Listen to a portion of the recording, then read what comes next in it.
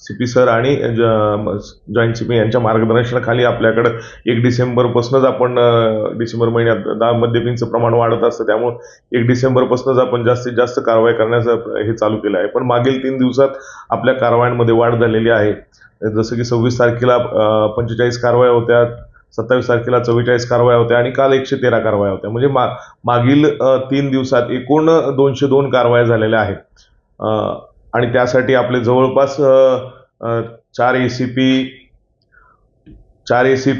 17 PI आणि 23 PSI PI आणि 108 110 कर्मचारी याबद्दल काम करत आहेत, DD साठी काम करत आहेत. आणि आज आपण दुपारपासूनच रविवार आहे, तर आज दुपारपासूनच आपण ड्रंक अँड ड्राईव्हच्या कारवायासाठी टीम्स लावलेल्या आहेत.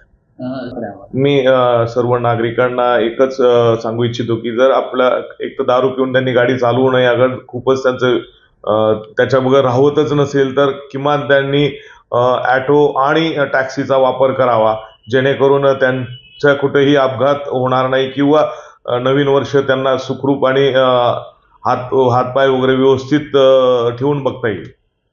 यावर्षी आपण हॉटेल व्यावसायिकांची बैठक घेतलेली आहे आणि त्यांना त्याबाबत कल्पना दिलेली आहे की त्यांनी त्यांच्याकडे जे येणारे मद्यपी असतात त्यांना कोणत्याही प्रकारची गाडी चालवून देऊ नये. त्यांच्यासाठी एक तर ड्रायव्हर्स ठेवावेत, एक्स्ट्रा ड्रायव्हर्स वॅलेट ठेवावेत, नाही तर त्यांना ॲटो किंवा टॅक्सीची व्यवस्था करून देण्यात यावी त्यांच्याच पैशाने.